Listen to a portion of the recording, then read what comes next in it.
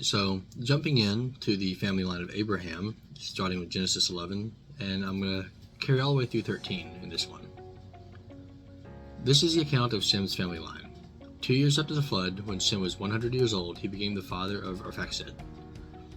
And after he became the father of Arphaxad, Shem lived 500 years and had other sons and daughters. Now, a lot of people find the next bit a little bit boring, and others are going to laugh at me trying to pronounce names, just like last week. But I'm dedicated to delivering the entire Bible, even if it's difficult, because some of this can be difficult to read. I mean that in the sense of it. I don't know how to pronounce some of these names. So just hang on for a minute. You might want to skip forward if you can't take it. When Arphaxad was 35 years old, he became the father of Shelah. After he became the father of Shelah, Arphaxad lived 403 years and had other sons and daughters. When Shelah had lived 30 years, he became the father of Eber. And after he became the father of Eber, Shelah lived 403 years and had other sons and daughters. Eber lived 34 years. He became the father of Peleg. After he became the father of Peleg, Eber lived 430 years and had other sons and daughters. When Peleg lived 30 years, he became the father of Reu. After he became the father of Reu, Peleg lived 209 years and had other sons and daughters.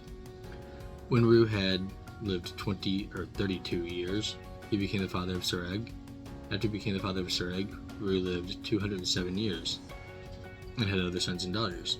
When Serug had lived 30 years, he became the father of Nahor. And after he became the father of Nahor, Serug lived 200 years and had other sons and daughters. When Nahor lived 29 years, he became the father of Terah. After he became the father of Terah, Nahor lived 119 years and had other sons and daughters.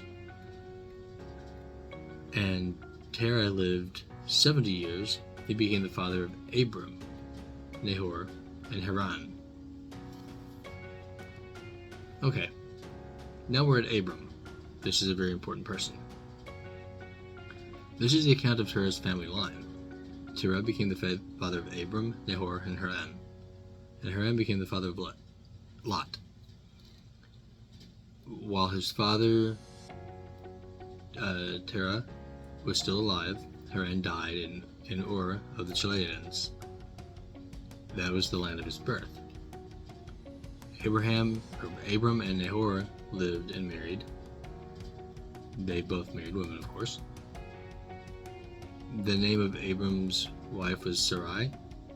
The name of Nahor's wife was Milcah.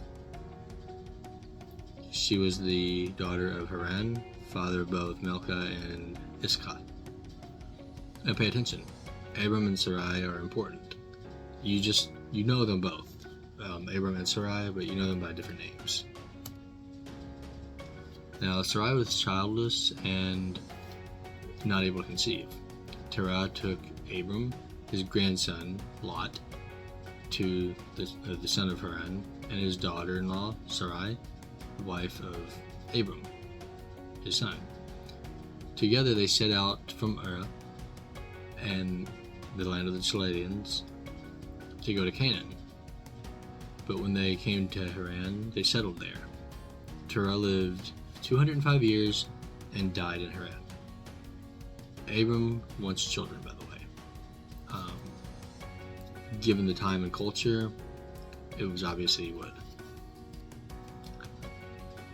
The Lord said to Abram, "Go from your country, your people, your father's household, to the land I will show you. I will make you into a great nation, and I will bless you. I will make your name great, and you will be a blessing. I will bless those who bless you, and whoever curses you, I will curse. All the peoples of the earth will be blessed through you." And this makes sense. He is God after all. Plus, in the past, people lived a lot older and had many more children. Our DNA had much more integrity to it. So Abram went, as the Lord had told him, and Lot went with him. Abram was 75 years old when he set out to Haran.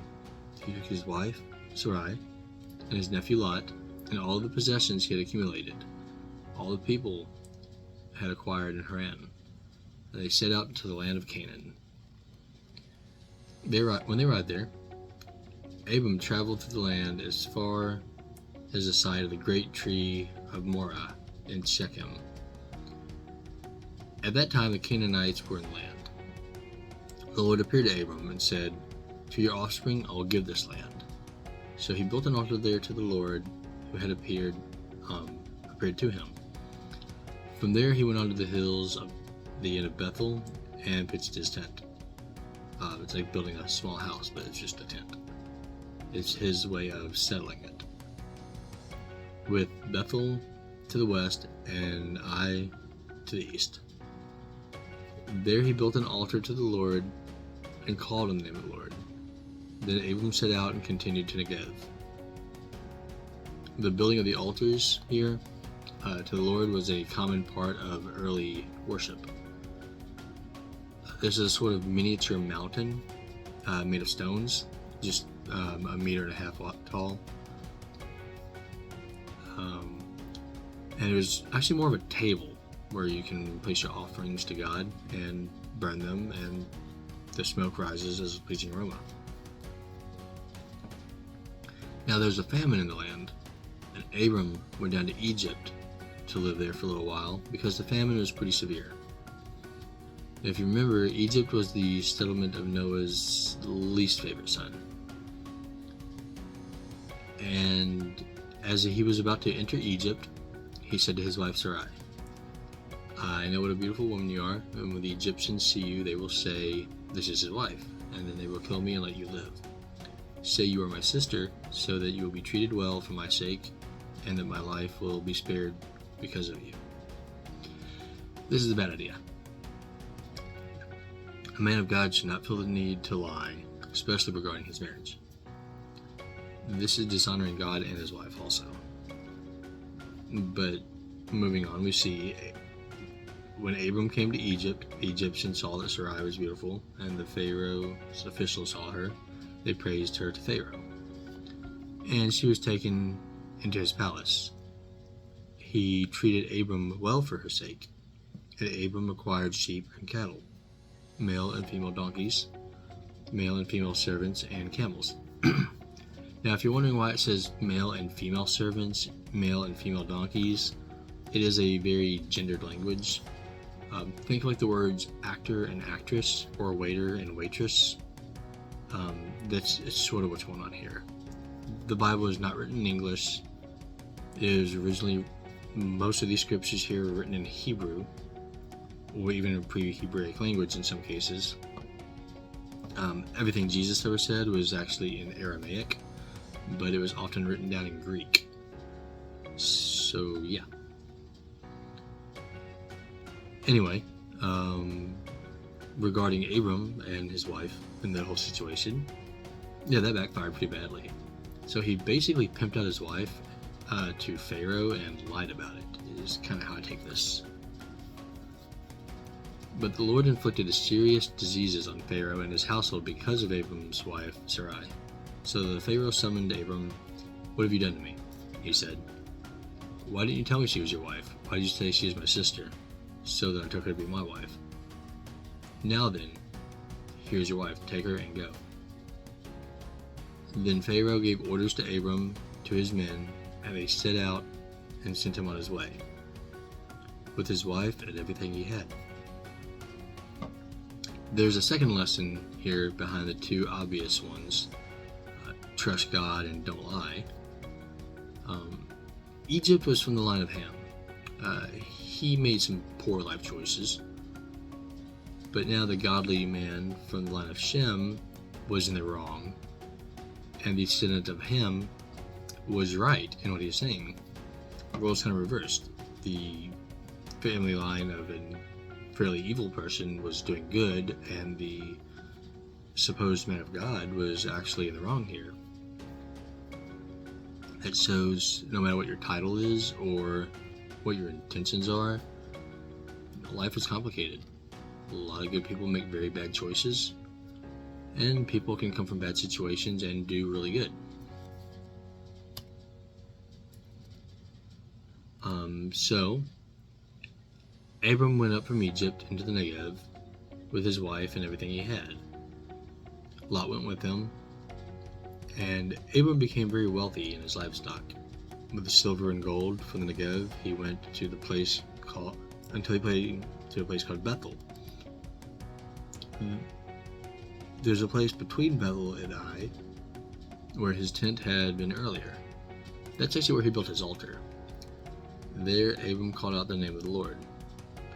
The Lord is blessing Abram well. Lot too, but it's a lot to keep up with. Like the song says, more money, more problems. Now Lot, who was moving about with Abram, also had flocks and herds and tents, but the land could not support them while they stayed together, for the possessions were too many. They just couldn't stick around. They could not stick together. The quarreling rose among Abram's headers and Lot's. The Canaanites and Pezerites were also living in the land at the time. So Abram said to Lot, let's not have any quarreling between you and me, or between your headers and mine, for we are close relatives. That makes sense, doesn't it? Each of them go their own ways, and on good terms, and continuing on instead of continuing on with arguing about everything.